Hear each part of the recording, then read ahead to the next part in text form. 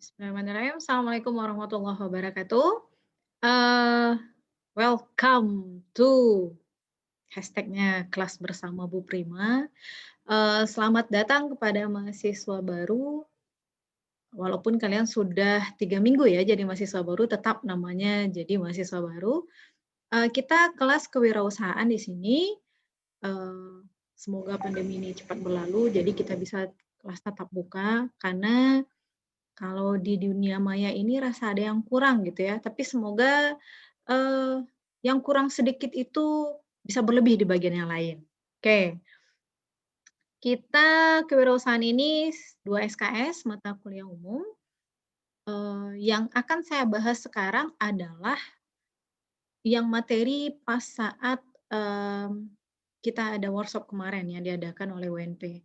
Nah, itu akan saya bahas sedikit, tujuannya apa, supaya proposal bisnis plan yang kalian masukkan, itu mudah-mudahan ada banyak di antara kalian yang akan jebol gitu ya. Kita coba masuk ke dalam materinya, yang si Bapak kemarin, si coach kemarin kasih untuk kita gitu ya. Nah, pertama, materi yang disampaikan oleh beliau adalah, di mana posisimu sekarang dalam menjalankan bisnis. Nah, kalian saya rasa dari yang sudah saya tanya juga di grup kemarin, berapa orangkah yang sudah punya usaha atau bisnis? Nah, kebanyakan sekian persen lah, baru sedikit sekali yang menyatakan sudah ada usaha atau yang bilang, "Dulu pernah Bu, sekarang nggak lagi," gitu ya. Nah, ini ternyata dijawab 69% itu baru ingin memulai bisnis, dan saya yakin di kelas saya sekarang 80% saya rasa baru ingin memulai bisnis. Ini sudah pernah berbisnis, terhenti dan ingin mulai lagi. Nah, ini juga ada kemarin ya. Bisnisku sudah berjalan kurang dari 1 tahun, oke. Bisnisku berjalan 1 sampai 3 tahun, bisnisku sudah lebih dari 3 tahun. Ini kalau ada nih mantap nih, mahasiswa nih. Bagi yang baru ingin mulai bisnis, no problem. Mudah-mudahan selesai dari sini, kalian jadi pengusaha gitu ya, amin. Lanjut, dari hal-hal di bawah ini apa saja yang menjadi tantangan terbesarmu untuk memulai bisnis? Nah, 32% itu menjawab menemukan ide bisnis yang sesuai dengan passion. Memang sih, usaha yang paling bagus itu adalah, hobi yang dibayar. Nah, itu pekerjaan yang paling enak tuh, hobi yang dibayar. Kayak saya nih, saya hobinya ngomong, saya hobinya ngajar. Nah, alhamdulillah jadi dosen. Saya juga dibayar gitu ya. Itu enaknya. Jadi kalau Anda hobi main game, Mobile Legends kah atau PUBG kah atau apakah itu, jadikan itu sumber duit Anda gitu. Dengan cara yang halal tapi ya. Atau Anda hobi makan. Nah, tuh kayak Tan Boy Kun. Hobi makan, punya channel YouTube. Sekian juta viewers sama subscriber-nya. Itu duit, fulus itu. Atau Anda hobi baca komik atau baca novel. Nah, kemarin ada saya lihat itu di YouTube, dia cuma men-share atau katakanlah screen recorder gitu ya, dia me-record kembali apa yang sudah dia baca dari orang yang buat, kemudian dia share di YouTube, ternyata sekian ribu gitu. Video pembelajaran saya aja nggak sampai ribuan viewers-nya, adalah beberapa. Nah, dia yang bukan dia yang menulis malah, dia cuma menampilkan kembali apa yang sudah dituliskan orang dalam bentuk video, di-share di YouTube, itu bisa sampai ribuan jumlah viewersnya. Anda hobinya apa gitu? Ada lagi orang yang hobinya bepergian dengan pesawat. Kemudian dia dalami dan akhirnya setiap ada pesawat baru atau pesawat tersebut, ibaratnya dipermak lah ya bahasa kitanya gitu. Nah, dia selalu diundang. Dia diundang kemudian diminta reviewnya seperti apa. Kelas, di bisnis kelas dia ditempatkan atau di posisi ekonomi dia ditempatkan, kemudian dia diminta untuk mereviewnya. Nah, review dia itu dihargai fulus loh, dolar gitu. Nah, sekarang passion Anda di mana? Itu yang mesti dicari tahu. Saya kayaknya minatnya di sini deh, Bu, gitu. Nah, passion Anda itu yang bisa hasilkan duit kalau bisa, gitu. Jadi bukan menghabiskan duit, tapi menghasilkan duit. Jadi silakan cari tahu dulu nih, kalau jangan sampai nih, "Bu, hobi saya tidur." Nah, tidur itu diapakan? Bisa mendatangkan fulus gitu. Itu yang mesti Anda cari tahu ya. Apa hobi, apa passion-nya gitu yang bisa menghasilkan duit nantinya. Lanjut, apalagi masalahnya nih? 18% membuat strategi marketing yang efektif. Oke, kemudian apalagi menentukan produk jasa yang sesuai dengan kebutuhan pasar, kemudian kesulitan mencari celah pasar yang tepat, kemudian mendapatkan mentor atau coach sebagai pendamping bisnis, membuat strategi keuangan yang realistis, menentukan tim yang bisa diajak kerjasama, yang terakhir adalah membuat rancangan platform digital yang mendukung produk atau jasa. Nah, ini merupakan tantangan terbesar kita dalam memulai sebuah bisnis. Next. Bidang atau topik bisnis apa yang ingin atau maupun sudah kamu jalani? Nah, sebagian besar bidang fashion gitu. Ini biasanya kalau fashion cewek-cewek biasanya ya. Nah, sekarang kita lihat nih bisnis fashion di Indonesia. Ini alhamdulillah saya lihat brand-brand Indonesia mulai digandrungi. Ini contoh cewek-cewek pakai jilbab. Jilbab aja untuk kalian ketahui itu ada merek button scarf namanya. Ini terpaksa saya sebut merek. Itu satu lembar jilbabnya aja 395.000 loh. Jilbab. Kalau 2 helai, 3 helai aja dibeli itu udah 1 juta. Jilbab. 10.000 ada Bu, satu lembar jilbab. Kenapa mesti 395.000? Hei, bagi wanita tampilan itu, nah, ibu-ibu paham ya maksudnya apa ya? Nah, jadi prestisnya orang menggunakannya itu ada. Nah, itu satu merek baru loh. Baru jilbab, belum baju, belum lagi sepatu. Fashion kan masih masuk fashion itu. Nah, dan fashion ini kenapa selalu, ada setiap masa, karena orang pakai pakaian tiap hari, sehari itu bisa ganti pakaian gitu, dan ini berinovasi terus gitu. Kemudian makanan atau bidang kuliner, ya karena orang pasti butuh makan. Nah, usaha ini bukan hanya yang Anda pengen, tapi memang pasar membutuhkan gitu. Contoh nih makanan, saya mau buat Bu makanan kayaknya unik yang belum ada. Apa contohnya? Saya mau buat, perpaduan kimchi dengan rendang gitu. Nah, kira-kira kawin nggak tuh kimchi dengan rendang? Jangan sampai hanya Anda yang suka, tapi nggak ada orang lain yang suka. Maka riset pasar diperlukan di sana. Siapa target customer spesifik dari bidang bisnismu? Kalau semua kalangan nggak bisa, karena musti spesifik gitu. Jadi kalau bilang masyarakat umum nggak bisa juga, mesti ada target khusus. Contoh saya bilang tadi, jilbab, button scarf tadi. Satu jilbab yang 395.000 atau jilbab si Laudia Cynthia Bella itu yang L itu, 345.000. Itu kalangannya ada, siapa? Orang-orang wanita yang mempunyai rasanya dia berpakaian itu meningkatkan prestis dia. Nah, itu banyak loh cewek-cewek kayak gitu. Jadi itu target khususnya, wanita berduit yang pengen, penampilannya terlihat wah akan membeli hal itu. Banyakkah? Banyak. Maka dia perlu riset pasar sebelumnya. Lanjut. Satu kata atau frasa kata harapan terbaik kamu tahun ini. Nah, hampir semua bilang itu sukses atau punya penghasilan atau menjadi pengusaha sukses. Kita aminkan bareng-bareng ya doa doa orang ini. Masuk doa kalian kayaknya nih ya. Ini bagian awal kita. Kita lanjut bagian berikutnya. Penguatan implementasi bisnis plan.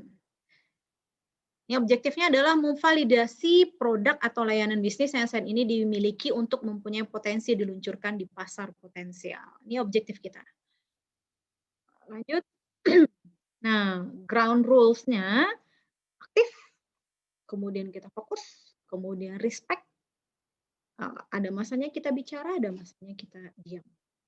Oke. Nih, jadi masalah itu adalah ibu dari inovasi. Contoh nih, sekarang lagi masa pandemi, masa COVID, yang kita dengar selama ini banyak orang yang di-PHK, banyak usaha yang tutup. Nah, kalau Anda seorang pebisnis, maka akan muncul ide-ide baru, inovasi terbaru. Oh, kayaknya orang kayak gini bagusnya ini deh. Nah, gitu. Jadi ketika orang-orang kayak sekarang nih, ternyata bisnis online itu lebih menjanjikan sekarang ini. Karena ketika orang mau bepergian keluar, ada rasa takut yang menghampiri, kemudian, lebih baik dia pesan online, akhirnya ramelah, bejibunlah gitu ya, ojek online yang terjadi. Nah, kalau ojek online tidak melakukan inovasi, maka akan tenggelam dianya. Nih, kayak di antara ini, siapa yang paling terkenal ini, siapa yang mati? Anda bisa bisa dengarlah selama ini gitu ya. Contoh lagi HP gitu. HP zaman saya muda dulu, masa-masa berjaya dulu, itu Nokia itu merajai pangsa pasar dulu itu. Kemudian, stuck, muncullah BlackBerry. Kemudian, saat itu, zaman saya kuliah itu BlackBerry itu, orang akan nanya, nah saat itu PIN BB ditanya, "Berapa PIN BB-nya?" Gitu, "Ping ping ping," itu zaman BB. Kemudian BlackBerry mundur, mulai tenggelam oleh Android, muncul Android, kemudian muncul lagi iPhone. Nah, sekarang yang terjadi persaingan antara iPhone dengan, Android, kan itu yang paling top lah ibaratnya dari segi persaingan dunia ponsel. Itu kalau tidak melakukan inovasi, lama-lama akan tenggelam, oke? Maka problem is the mother of innovation, berinovasi gitu. Ini coach yang kemarin, ini kalau Anda belajar matematika dengan saya, mungkin akan saya bahas ini mengenai tes koran ini, Kraepelin test ini ya. Ini tes untuk, menilai kepribadian seseorang bisa dalam segi bekerjanya. Business is the activity of making one's living or making money by producing or buying and selling products, goods or services. Nah, jadi bisnis ini aktivitas kita bisa jadi membuat benda atau kita menjual benda atau kita memberikan jasa. Banyak tuh kayak Gojek yang terjadi itu kan jasa yang dijualnya. Kayak ngajar les itu kan jasa. Kalau Anda bisnis makanan itu kan benda. Jadi bisnis is the activity of making one's living. Membuat hidup seseorang nih atau membuat money kalau di sini artinya lurus-lurus ini ya. Tapi sebetulnya kita bisa menjual barang atau jasa bisnis itu. Ini ada top 10 startup mistake, kesalahan dari startup nih. Kalau Anda mau buat usaha namanya startup, membuat usaha baru gitu yang akhirnya bisa membuka lapangan kerja itu startup. Tapi kalau Anda sudah ada usaha sebelumnya atau Anda merger dengan usaha orang, kemudian Anda kayak franchise gitu, itu bukan startup namanya. Startup ini memang betul-betul usaha baru yang baru dibuat gitu. Satu, yang kesalahannya ya, building something nobody wants. Jadi kalau orang nggak ada ingin, berarti orang nggak ada beli nanti, nggak ada pembeli kita gitu. Yang kedua, hiring poorly. Jadi kita menggajinya rendah sekali gitu ya. Kemudian fokusnya kurang. Kemudian dari segi penjualan dan marketingnya gagal. Nah, ini banyak nih masalah startup kita, ada 10 ini. Kita yang kelima ada not having the right co-founders. Ini segi foundersnya ya. Chasing investors not customers. Jadi harusnya kita ini memuaskan customers kita gitu ya. Not making sure you have enough money. Oke. Jadi nggak yakin ini ya. Oke, spending too much money. Failing to ask for help. Ignore social media. Oke, ini adalah 10 masalah dalam startup. Maka kalau anak-anak muda sekarang untuk mulai usaha itu memang sosial media memang sangat berpengaruh juga. Jadi kalau usaha Anda di-share di sosial media, rame yang lihat, makanya sosial media ini pengaruhnya besar juga, itu makanya di Instagram kan ada selebgram. Nah, itu dia. Ketika ada seorang selebgram mempromosikan usaha orang lain, kemudian di-follow, diikuti oleh para followersnya, dibeli, maka peran seorang selebgram itu sangat besar sekali. Kesalahan terbanyak yang dilakukan startup di dunia adalah building something nobody wants, ini yang 36%. Jadi maka Anda berusaha itu memang ada banyak orang inginkan itu gitu. Maka akan sukses insyaallah. Menurut sebuah studi Nielsen, kenyamanan dan aksesibilitas produk secara online terutama selama COVID-19 telah mengubah banyak pembeli offline menjadi online. Ini yang saya ceritakan tadi. A new digital norm telah muncul di Indonesia, sekitar 30% orang Indonesia telah meningkatkan aktivitas belanja online mereka, dan rata-rata 40% mengatakan mereka akan terus membeli melalui sarana online bahkan setelah pandemi. Iyalah, kalau online kan nggak ada tuh, singgahlah nih, gitu kan nggak ada ya. Nah, maka si online ini kita bisa lihat kapanpun ini benda, kita bisa tanya-tanya. Kemudian kalau kita nggak mau, ya tinggal bilang, "Sorry ya Kak, sorry Bang, nggak jadi belanja," gitu, bisa.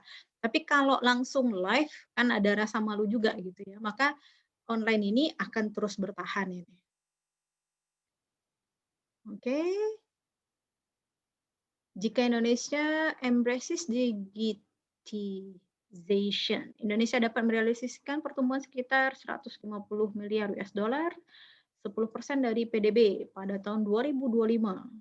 Oke, teknologi digital menawarkan cara untuk meningkatkan produktivitas lintas sektor dan memperluas partisipasi dalam perekonomian ke semua segmen penduduk.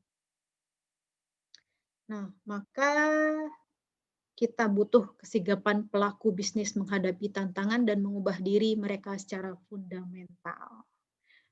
Nah, ini 3 tahap membangun bisnis. 1, start the business, join the game, run the business, win the game, grow the business, rule the game. Oke, berarti kita mulai dari yang nomor 1, start the business. Berarti kita join the game.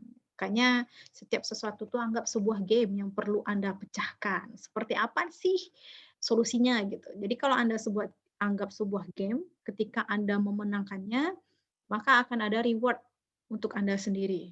Rewardnya ya Anda bahagia, Anda bangga dengan diri Anda sendiri gitu. Ketika kalah pun ya no problem lah gitu. Kalau game kan kalau kalah bisa ulang lagi gitu. Maka anggaplah segala sesuatu itu seperti games. Start the business, join the game, run the business, win the game, grow the business, rule the game.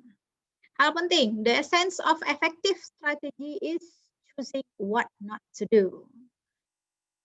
Choosing what not to do. Memilih apa yang tidak perlu dilakukan. Hal penting, sumber kesalahan terbesar dalam strategi adalah berkompetisi untuk menjadi yang terbaik dengan cara memilih jalan yang sama dengan semua pemain dalam industri tersebut dan berpikir bahwa kamu bisa mendapatkan hasil yang lebih baik. Nah, ini kesalahan terbesar ya. Ini perlu diingat ini. Kita berkompetisi untuk menjadi yang terbaik, caranya sama, jalannya sama, maka kita bisa jadi akan tersingkir. Tapi buatlah cara yang unik gitu. Kompetensinya untuk menjadi yang terbaik, oke sih menjadi yang terbaik, cuman jangan pilih jalan yang sama dengan semua pemain. Kayak main bola tuh, main bola walaupun sama tuh, yang dikejar bola satu, tapi kan beda-beda ya. Berkompetisi itu mendapatkan satu bola tadi. Pasti semua, walaupun sama sih berlari mengejar itu bola, tapi tekniknya kan pasti beda gitu. Oke ya. Iya, cowok lebih paham sih, main-main bola gitu ya. Hal penting, do business is about customer development process.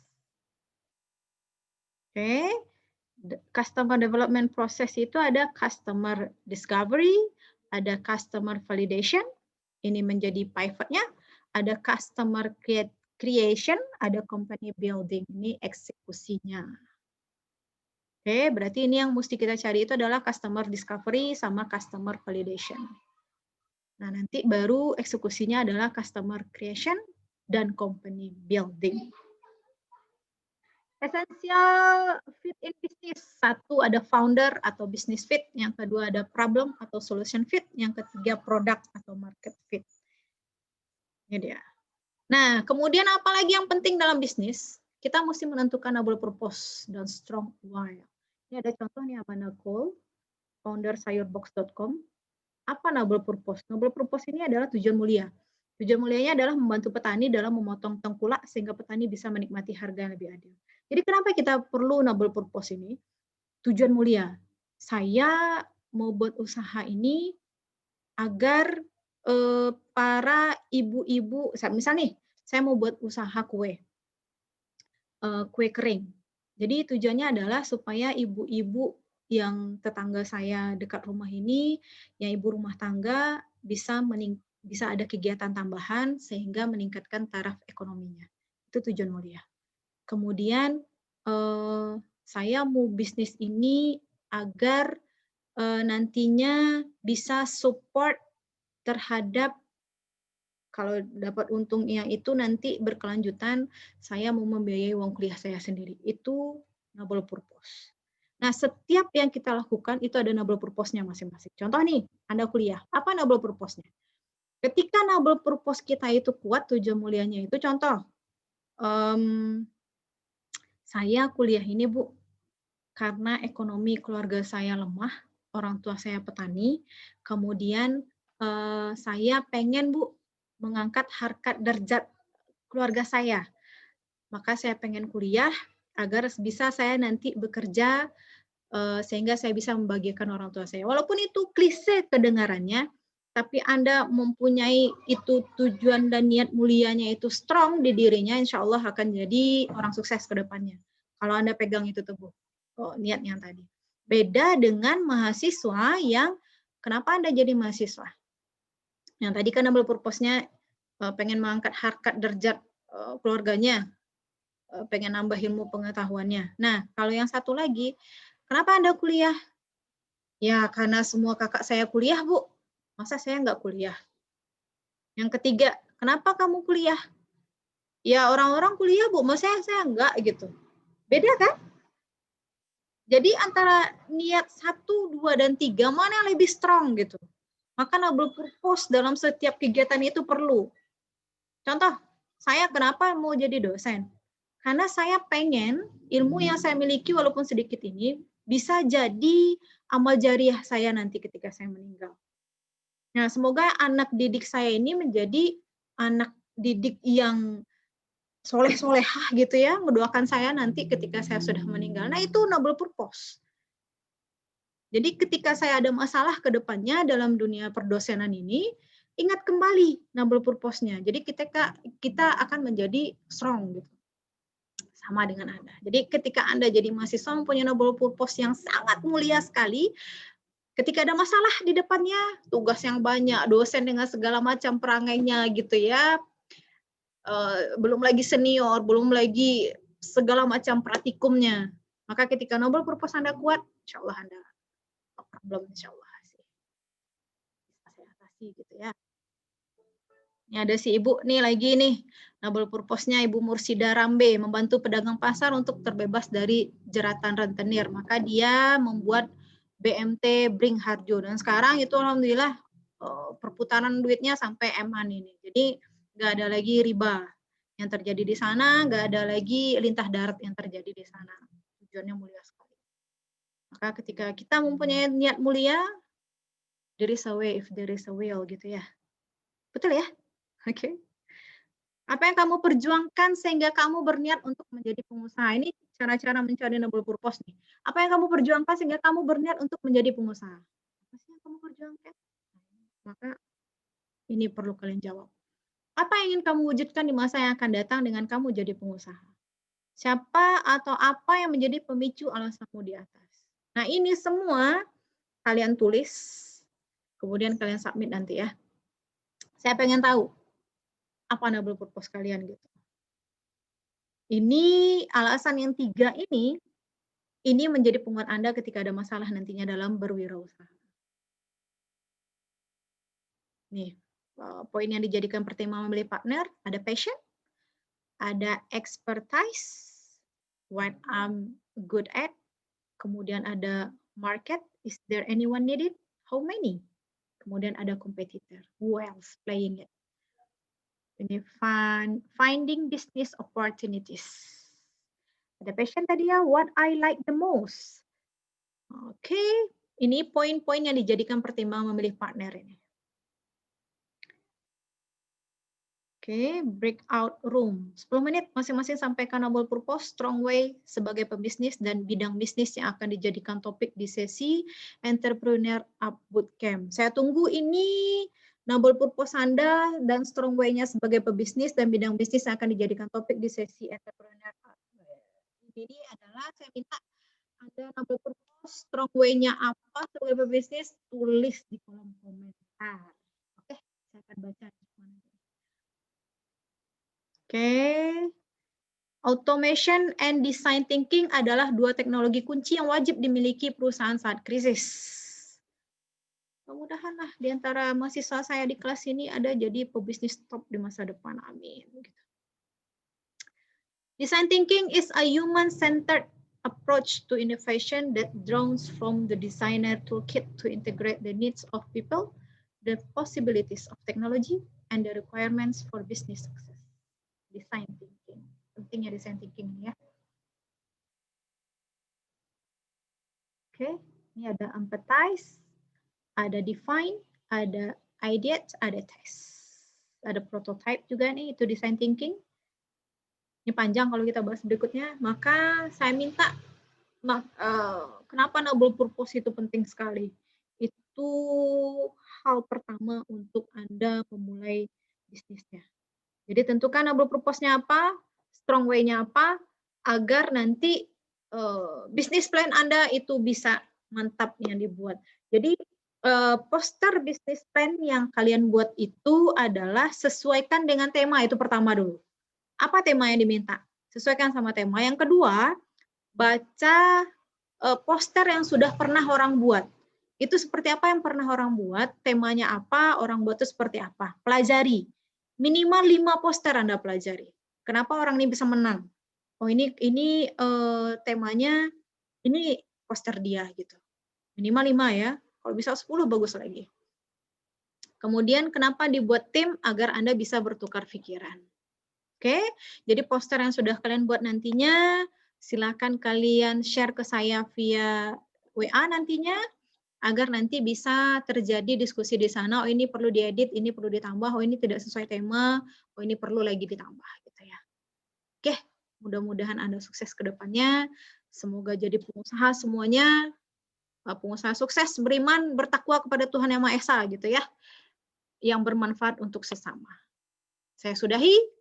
Wabillahi taufiq wal hidayah.